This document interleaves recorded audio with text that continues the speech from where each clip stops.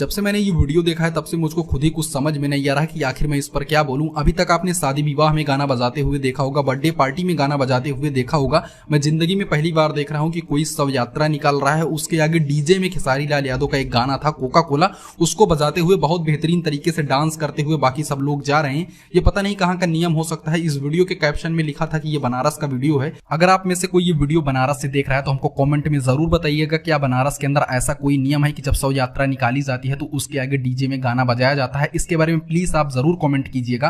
वैसे दोस्तों हम आपको बता दें, इस डीजे के अंदर जो गाना बजाया जा रहा है वो खेसारी लाल यादव का सबसे बड़ा सुपरहिट गाना है। जी हाँ, 2022 के अंदर पूरी दुनिया में जो इंडिया के सबसे ज्यादा 7 गाने सर्च किए गए थे उनमें से कोका कोला भी एक था। पूरी भोजपुरी इंडस्ट्री का मात्र इकलौता ऐसा सॉन्ग था जो भोजपुरी इंडस्ट्री को अब की बार ये ग्लोबल लेवल पर ले गया।